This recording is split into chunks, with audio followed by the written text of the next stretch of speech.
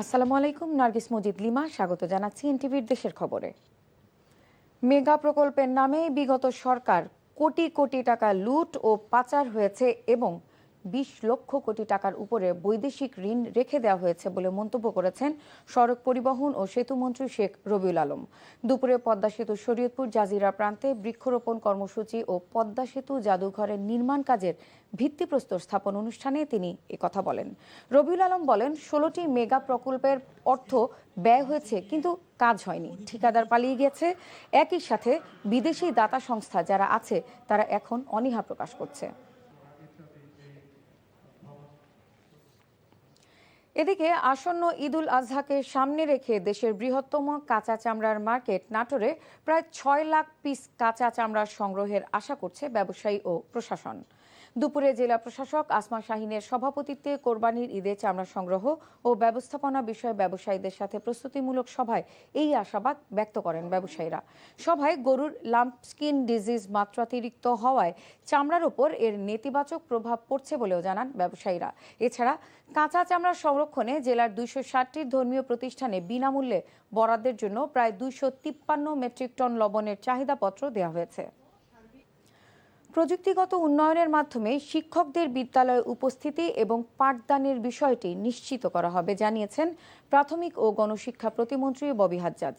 বান্দরবানের লামা উপজেলার নুনারবিল সরকারি মডেল প্রাথমিক বিদ্যালয়, ফাঁসিয়াখালী ইউনিয়নের অহংলারি পাড়া সরকারি প্রাথমিক বিদ্যালয় এবং জেলা সদরের প্রাথমিক শিক্ষক প্রশিক্ষণ কেন্দ্র পরিদর্শন ও শিক্ষকদের সঙ্গে মতবিনিময় করে একথা জানান প্রাথমিক ও গণশিক্ষা প্রতিমন্ত্রী। এছাড়া পার্বত্য চট্টগ্রাম সহ দেশের অন্য সব এলাকায় স্কুলে প্রক্সি শিক্ষকের সমস্যা আগামী ২-১ বছরের মধ্যে নিরসন করা হবে বলেও জানান তিনি। বাংলাদেশ নৌবাহিনীর ব্যবস্থাপনায় চট্টগ্রামে শুরু হয়েছে ৩ দিন ব্যাপী নর্থ ইন্ডিয়ান ওশান হাইড্রোগ্রাফিক কমিশনের ২৫তম আন্তর্জাতিক সম্মেলন। সকালে নৌবাহিনী প্রধান অ্যাডমিরাল এম নাজমুল হাসান প্রধান সম্মেলনের উদ্বোধন করেন। চট্টগ্রামের একটি হোটেলে আয়োজিত সম্মেলনে আন্তর্জাতিক হাইড্রোগ্রাফিক সংস্থার পরিচালক এবং নর্থ ইন্ডিয়ান ওশান হাইড্রোগ্রাফিক কমিশনের সদস্য রাষ্ট্রগুলোর প্রতিনিধি, কূটনীতিক, সামরিক ও অসামরিক উচ্চপদস্থ কর্মকর্তারা উপস্থিত ছিলেন। বাংলাদেশ ২০২৫-২৭ মেয়াদের জন্য নর্থ ইন্ডিয়ান ওশান হাইড্রোগ্রাফিক কমিশনের সভাপতির দায়িত্ব পালন করছে। নিরাপত্তার অজুহাতে পার্বত্য চট্টগ্রামে বিদেশি পর্যটকদের নিরুৎসাহিত করা যাবে না বলে মন্তব্য করেছে পার্বত্য চট্টগ্রাম বিষয়ক মন্ত্রণালয়ের মন্ত্রী দীপেন দেওয়ান। রাঙ্গামাটির বার্গি লেক ভ্যালিতে রিসোর্ট ওনার্স অ্যাসোসিয়েশন আয়োজিত পর্যটন খাতের উন্নয়ন বিষয়ক মতবিনিময় সভায় তিনি এসব কথা বলেন। মন্ত্রী বলেন, পার্বত্য চট্টগ্রামে শুধু দেশি পর্যটক নয়, বরং বিদেশি পর্যটকদের সংখ্যা বাড়ানোর উপর বিশেষ জোর দিতে হবে। বিদেশি পর্যটকদের সংখ্যা বৃদ্ধির মাধ্যমে এই অঞ্চল নিয়ে চলমান বিভিন্ন অপপ্রচার রুখে দিতে হবে।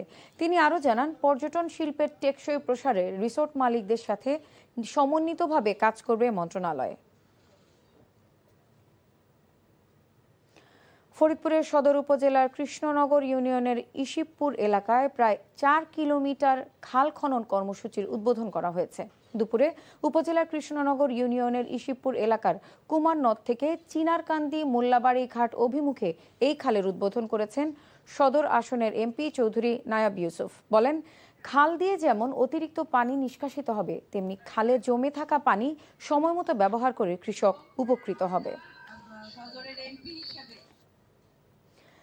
৫ দফা দাবিতে কেন্দ্রীয় কর্মসূচির অংশ হিসেবে দেশের বিভিন্ন জেলায় মানববন্ধন করেছে ওষুধ কোম্পানির বিক্রয় প্রতিনিধিরা। সকালে বগুড়ায় শিবগঞ্জ স্বাস্থ্য কমপ্লেক্সের সামনে প্রায় ঘণ্টাব্যাপী এই মানববন্ধন অনুষ্ঠিত হয়। এ সময় বক্তারা অতিরিক্ত সময় ওভারটাইম হিসেবে গণ্য করা এবং বেতন ভাতা, টিএডিএ সহ তাদের সকল দাবি বাস্তবায়নের জোর দাবি জানান। এছাড়া মেডিকেল রিপ্রেজেন্টেটিভদের পেশাগত মর্যাদা রক্ষা, কর্মক্ষেত্রে হয়রানি সহ কয়েকটি দাবিতে ঠাকুরগাঁও ও কিশোরগঞ্জে মানববন্ধন অনুষ্ঠিত হয়েছে। এই ছিল দেশের খবরে। এই খবরের ভিডিও সহ আপডেট জানতে ভিজিট করুন এনটিভি অনলাইন www.ntvbd.com। এছাড়াও এনটিভির জনপ্রিয় সব অনুষ্ঠান ও খবরের আপডেট জানতে ভিজিট করুন আমাদের ইউটিউব ও ভেরিফাইড ফেসবুক পেজে। ৬টা ইভিনিং নিউজ দেখার আমন্ত্রণ রইল। ধন্যবাদ সবাইকে।